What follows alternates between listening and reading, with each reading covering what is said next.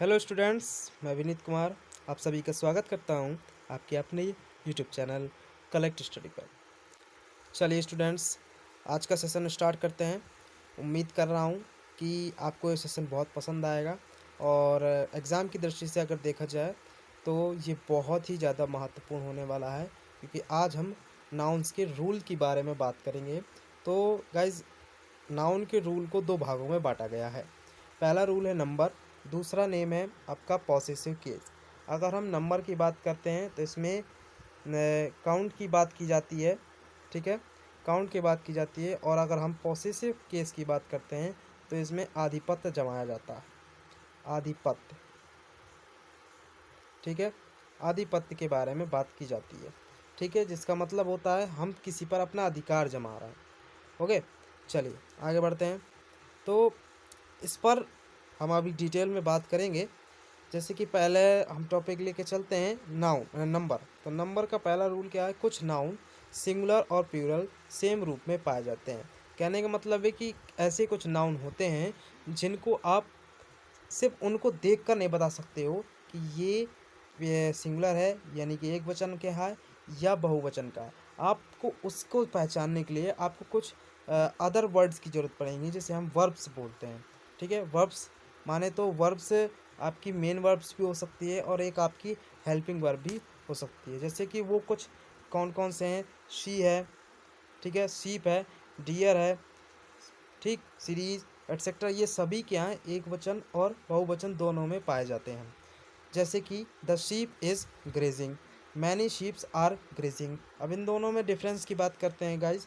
तो देखिए, पहले में अगर शीप वर्ग को आप नज़र डालें तो आप पाएंगे कि दोनों में शीप लिखा हुआ है। तो मतलब क्या हुआ इसका? तो मतलब किया हुआ कि एक, इसका मतलब हुआ एक भेड़, इसका मतलब हुआ एक भेड़, इसका मतलब हुआ बहुत सी भेड़, ठीक है, बहुत सी भेड़। अब अब अब ये कैसे हुआ? देखिए, यहाँ पर इज लगा हुआ है, हम इज से पहचानेंगे कि ये एक वचन के लिए बात कर रहा है। और यहाँ पर आर लगा हुआ है, इससे हम ये पहचानेंगे कि ये बहुवचन के बारे में बात कर रहा है। दूसरी बात ये है कि इन नाउन्स के पहले कुछ ऐसे आर्टिकल्स या कुछ वर्ड लगा दिए जाते हैं जिससे हमें पहचान और भी आसानी से हो जाती है, ठीक है। चलिए, तो ये आपको समझ में आ गया होगा कि इसे कैसे करना है, ठीक है। आगे अगर बात करते हैं तो नेक्स्ट रूल है स्कोर, यानी कि स्कोर जो बताया जाता है 100, 1000, डजन एटसेट्रा के पहले यदि कोई संख्या दी हो तो उसके बाद एस नहीं लगाते हैं। इसी प्रकार अगर उसके पहले संख्या न दी गई हो, उसके पहले संख्या न दी गई हो तो एस लगाते हैं। फॉर एग्जांपल अगर मैं बात करूं, जैसे अगर बात की जाए 2 डजन, तो ये आपका अभी सही लिखा है? सही लिखा है? नहीं लिखा है सही। सही कैसे नहीं लिखा है? क्योंकि इसमें आगे क्या है? नंबर शो हो रहे हैं, यानी कि 1, 2, 3, 4, 5, ऐसे अगर कोई नंबर इन वर्ड्स के पहले शो होते हैं तब हम लास्ट में एस का प्रयोग नहीं करेंगे। अगर अगर हम एस का प्रयोग करते हैं तो हमारा सेंटेंस गलत हो जाता है। ऐसे ही 12th क्लास में ऐसे ही सेंटेंस दे दिए जाते हैं और कह दिया जाता है कि आप इसको करेक्ट दी सेंटेंस में बदलिए।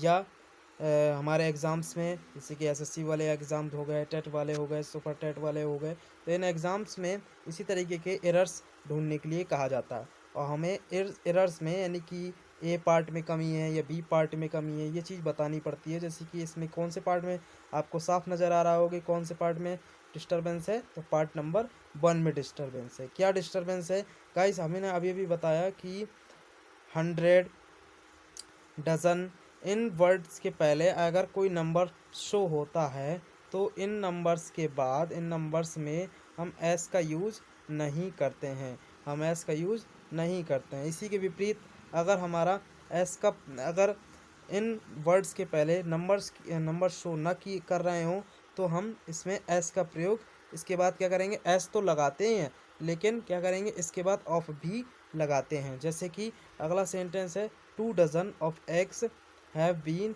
Bot no errors. अब देखिए, इसमें बात करते हैं 2 डजन की। 2 dozen of eggs have been, तो यहाँ पर देखिए बात कर रहा है कि टू लगा हुआ है और डजन लगा हुआ है, डजन में एस नहीं है और बाद में ऑफ लगा है, तो यहाँ पर कौन से पार्ट में कमी है? पार्ट नंबर ए में इसमें कमी है। तो इसको बना देते हैं सही से। चलिए, पहले वाले का क्या होगा पूरा सही सेंटेंस? पहले वाले का होगा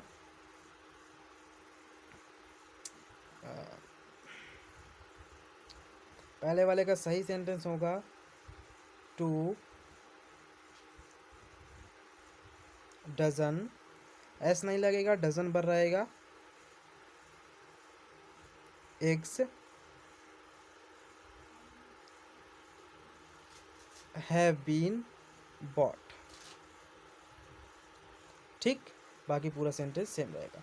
तो यहाँ पर हमारे कौन से वाले पार्ट में डिस्टरबेंस थी? पार्ट नंबर एक में डिस्टरबेंस थी, यानी कि एक में एरर था। सेकंड वाला अगर सेंटेंस की बात करें तो ये कैसे बनेगा? तो इसका करेक्ट बनेगा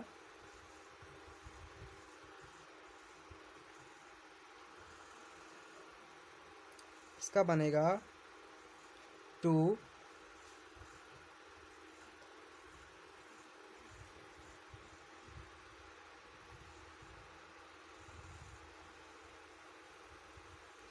तो इसमें आपको क्या करना पड़ेगा? एस जो है तो लगाना एस था तो नहीं लगाएंगे, इसमें गलती हो रही है, सॉरी गाइस। हाँ, टू डजन, तो इसमें ऑफ नहीं लगाएंगे आप। क्या करेंगे? ऑफ नहीं लगाएंगे। ऑफ कब लगता है? ऑफ तभी लगता है जब इन वर्ड्स के आगे कोई नंबर ना दिया हो। पर यहाँ पर तो नंबर दिया है, तो नंबर दिया है तो इसका मतलब इन वर्ड्स में एस नहीं लगाना है, एस नहीं लगाना है, ना ही ऑफ लगाना है, ना ही आपको ऑफ लगाना है, तो यहाँ पर ऑफ भी नहीं लगेगा। ठीक है, तो सेंटेंस क्या हो जाएगा? Two dozen eggs, two dozen eggs have been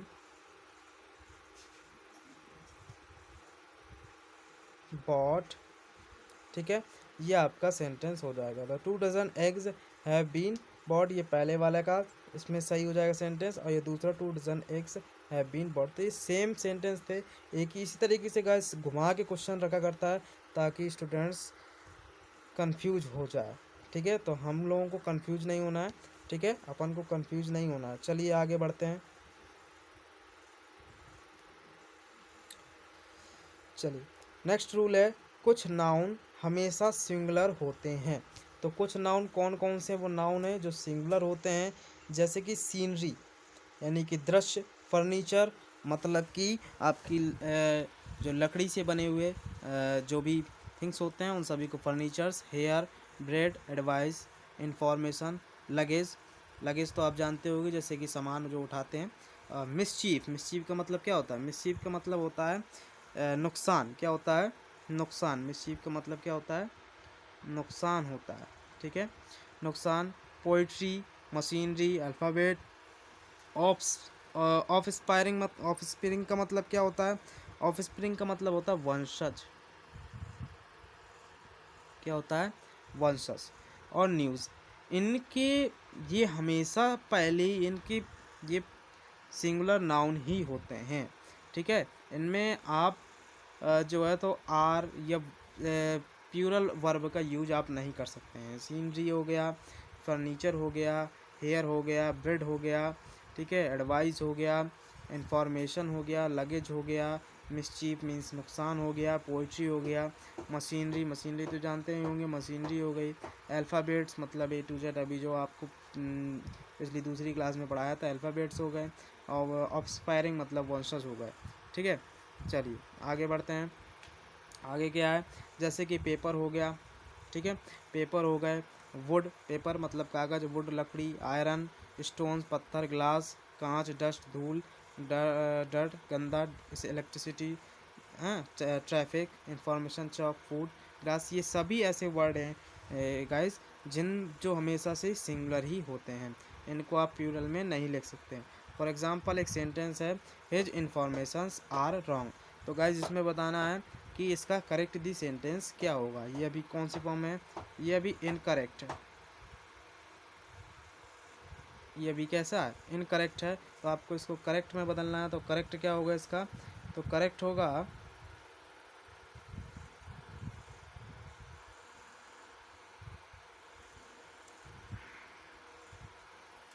हाँ, तो इसका करेक्ट होगा हिज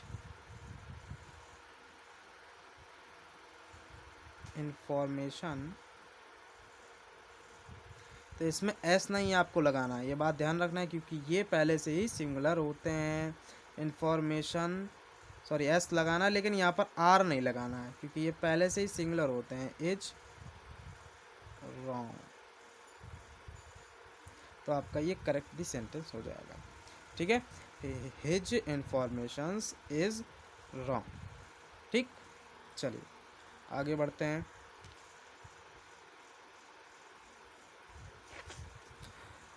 आगे बात करें तो फिफ्थ रूल, रूल नंबर 5 क्या कहता है? कुछ नाउन हमेशा प्लूरल होते हैं।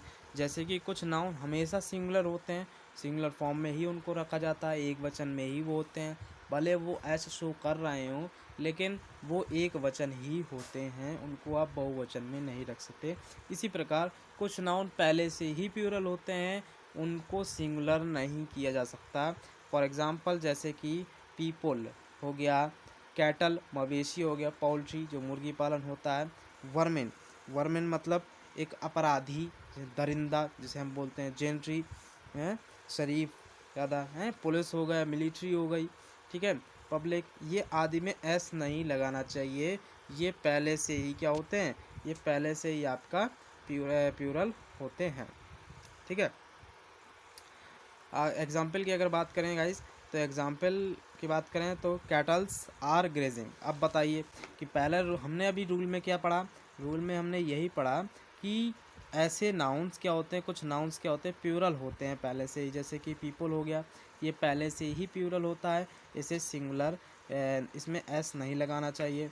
कैटल्स हो गया हैं, इसको कैटल्स नहीं कर सकते। पोल्ट्री को पोल्ट्रीज नहीं कर सकते। वर्मेन को वर्मेन से नहीं कर सकते। जेंट्रीज, पुलिसेस, मिलिट्रीज, पब्लिकेस, तो ये ऐसे कुछ वर्ड्स होते हैं जिनको हम प्लूरल में नहीं रख सकते। ठीक है, तो यहाँ पर क्या लिखा हुआ? Cattles are grazing in the field. तो गाइस यहाँ पर क्या प्रॉब्लम है? प्रॉब्लम ये है कि यहाँ पर एस लगा हुआ है, ये एस, ठीक है, क्योंकि कैटल मीन्स मवेशी होता है, मवेशी पहले से ही, मतलब कैटल्स जो वर्ड है वो पहले से ही प्लूरल है, और आप उसमें एस लगा के उसे और ज़्यादा प्लूरल कर रहे हो, तो ये सेंटेंस गलत हो जाएगा। ठीक है, तो यहाँ पर जो सेंटेंस बनेगा क्या बनेगा कि कैटल आर ग्रेजिंग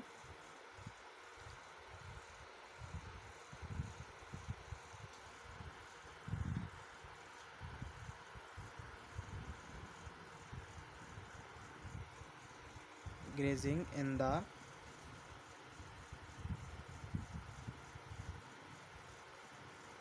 फील्ड। तो इस तरीके से ये आपका होगा। ठीक है, इन द फील्ड। चलिए आगे बढ़ते हैं। अगला सेंटेंस है the people of America is rich. Guys इसमें तो कोई मुझे लगता है खराबी नहीं है।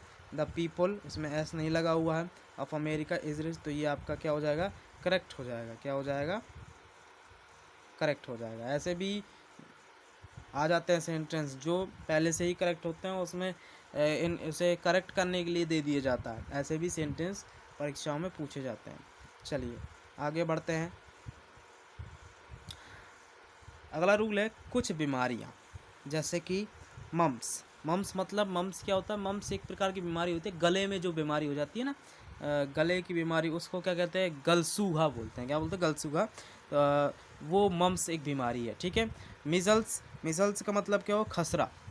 ठीक है, तो ये बीमारियां हो गई। और जैसे खेल कूद के कुछ नाम हो गए, जैसे कि जिम्नास्टिक हो गया, बिलियार्ड्स हो गया, एट्सेट्रा। ये नाउन का जो प्रयोग सिंगुलर नंबर में ही होता है, मतलब इनको हम सिंगुलर में ही रखेंगे। ठीक है, आप इनको बिलियार्ड्स क्या होता है? बिलियार्ड्स मतलब जिसमें इसमें इस खेल में 2 पर्सन ही सिर्फ खेलते हैं, सिर्फ 2 पर्सन ही खेलते हैं। एक टेबल टेनिस की तरह टेबल होता है, उसमें दोनों तरफ एक एक प्लेयर होता है, और उनके बाद 3-3 बॉलें होती हैं। तो बस इसी तरीके का इनका खेल होता है, तो उस खेल को बिलियार्ड्स बोलते हैं। ठीक है, तो कौन कौन से वर्ड है? मम्स, मम्स का मतलब क्या होगा? मम्स का मतलब होगा आपका गलसूआ, यानी कि मम्स हो गया, जैसे कि खसरा यानी कि मीसल्स हो गया। तो ये हमेशा कैसे होते हैं? ये सिंगुलर ही होते हैं। इनको एस देख के आपको इन्हें बहुवचन नहीं समझना है, आपको सिंगुलर ही समझना है। ये आपको याद रखना होगा कि मम्स मतलब क्या होता है। मम्स मतलब क्या होता है? मम्स मतलब गलसूआ होता है।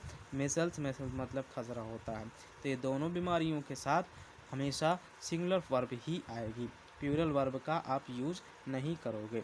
इसी प्रकार खेल कूद के जैसे कि नाम है जिमनास्टिक, बिलियर्ड्स, इन नाउन्स के साथ ही हम सिंगुलर नंबर का प्रयोग करेंगे, सिंगुलर वर्ब का प्रयोग करेंगे। For example, mumps are an infectious disease.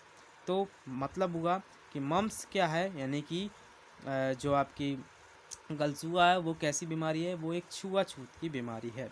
तो मम्स यहाँ पर प्रॉब्लम कहाँ पर है? यहाँ पर प्रॉब्लम है मम्स में, ठीक है। मम्स ना हो के क्या होना चाहिए था? यहाँ पर होना चाहिए था गाइज, मैं इस सेंटेंस को पूरा करेक्ट लिख देता हूँ। क्या होगा? मम मम्स सॉरी, वर्ब में प्रॉब्लम है तो सिंगुलर होते हैं। मम्स इज एन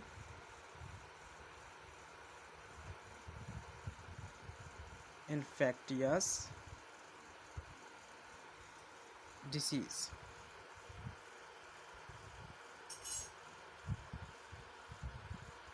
ठीक स्टूडेंट्स, तो ये आपका करेक्ट अब हो गया। ठीक, तो प्रॉब्लम कहाँ थी? आर पर प्रॉब्लम थी। जहाँ पर आर लिखा था ना, तो वहाँ पर हमें क्या लगाना चाहिए था? इज लगाना चाहिए था। तो ये अब ये करेक्ट हो गया। इसको स्टूडेंट बहुत ध्यान से समझिएगा, ये बहुत ही ज़्यादा इम्पॉर्टेंट है आपके एग्ज़ाम के लिए। ठीक है, चलिए आगे बढ़ते हैं। अगला रूल है अब्स्ट्रैक्ट नाउन। हमने कल एक पिछले वीडियो में बात की थी नाउन के पार्ट के बारे में। तो अब्स्ट्रैक्ट नाउन आप सभी को याद ही होगा किसे कहते हैं। अब्स्ट्रैक्ट नाउन भाववाचक संज्ञा, अर्थात जिसको हम छू नहीं सकते, जिनको हम देख नहीं सकते, जिनको हम स्पर्श नहीं कर सकते, उन नाउन्स को हम क्या कहते हैं? अब्स्ट्रैक्ट नाउन बोलते हैं। ठीक है, भाव की बात करता है। मटेरियल नाउन के बारे में हमने बात की थी। ऐसे नाउन्स जिनसे हम कोई दूसरी वस्तु बना सकते हैं, उनको हम क्या कहते हैं? मटेरियल नाउन्स कहते हैं।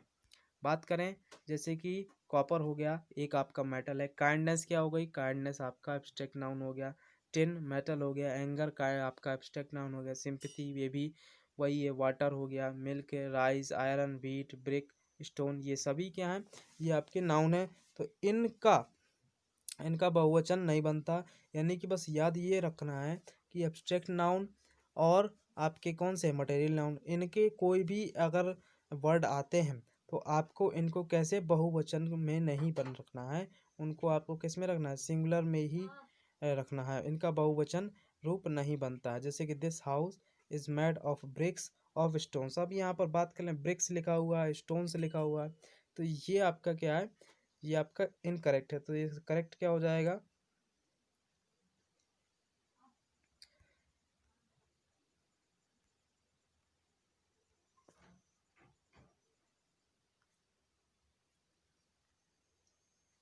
हाँ, तो करेक्ट क्या हो जाएगा गाइस?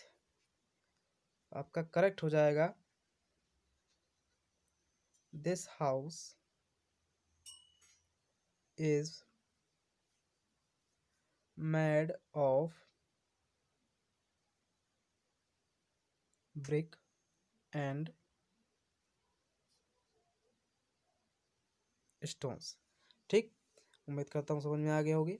चलिए एक बार फिर से देख लेते हैं अब्स्ट्रैक्ट नाउन क्या होते हैं। अब्स्ट्रैक्ट नाउन आपके जो काइंडनेस हो गई, ठीक है, सिंपैथी हो गई, इन सभी को हम क्या बोलते हैं? अब्स्ट्रैक्ट नाउन बोलते हैं। और मटेरियल नाउन्स, इन सभी को हम क्या कहते हैं? ये आपको सिंगुलर पर्सन में, सिंगुलर नंबर में ही रखा जाता है। इनमें सिंगुलर ही इनको रखा जाता है, इनका प्लूरल नहीं बनता। ठीक है, चलिए आगे बढ़ते हैं।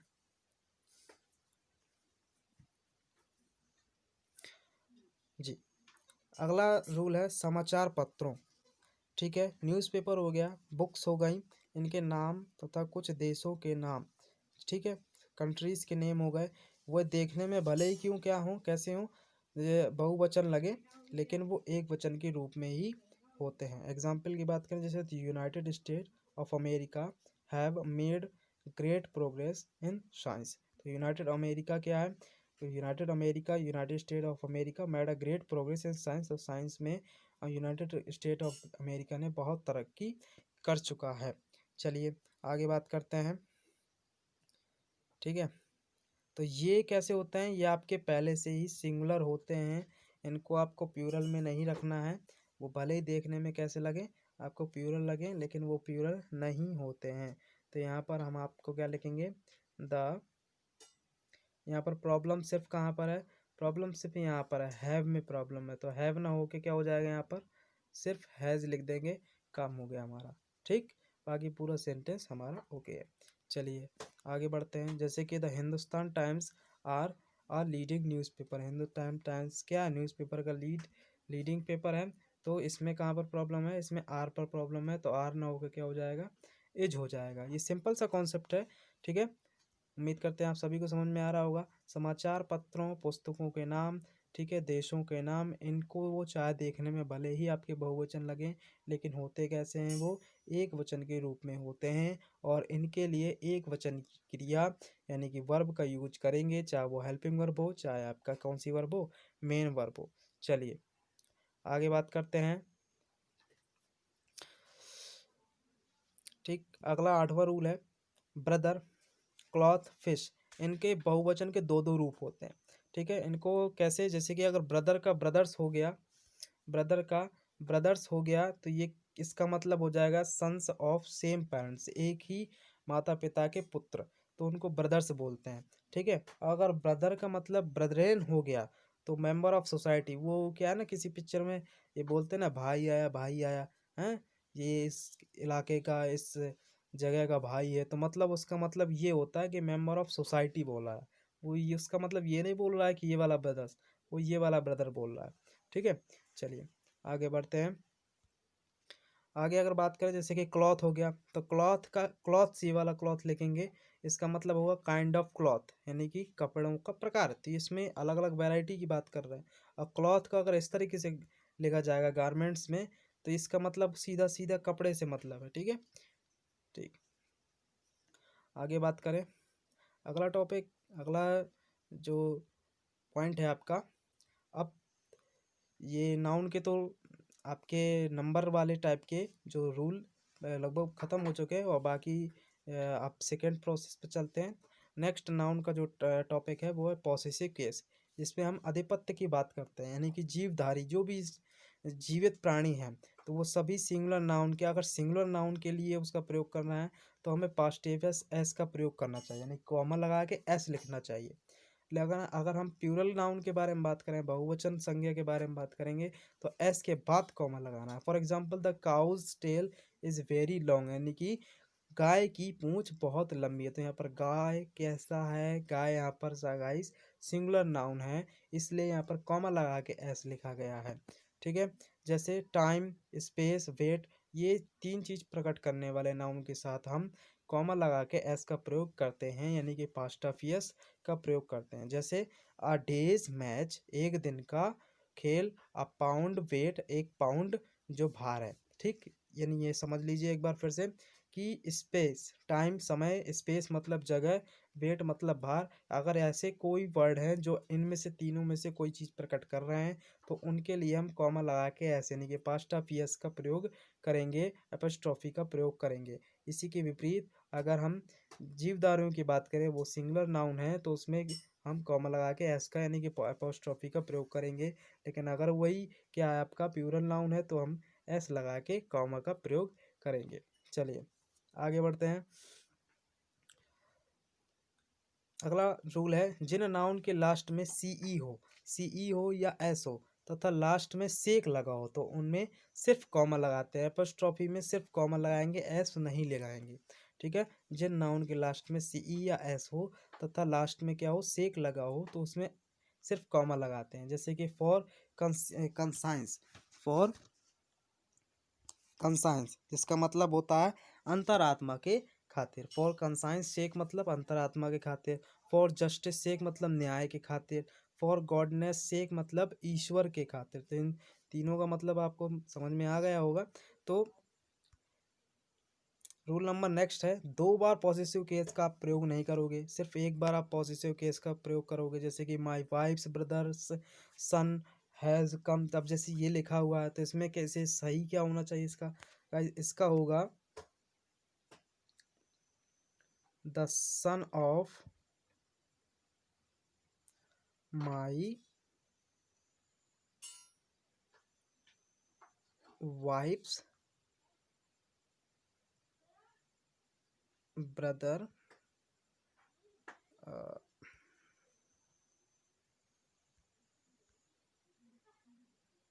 हैज़ कम, ये आपका होगा। ठीक है, तो अब ये स्टूडेंट्स, अब ये आपका ओके है, सही है। ठीक, तो my wife's brother's son has come, मैंने बताया 2 बार प्रयोग नहीं करेंगे, सिर्फ एक बार प्रयोग करेंगे, तो ये सही हो जाएगा, the son of my wife's brother has come. ठीक है, चलिए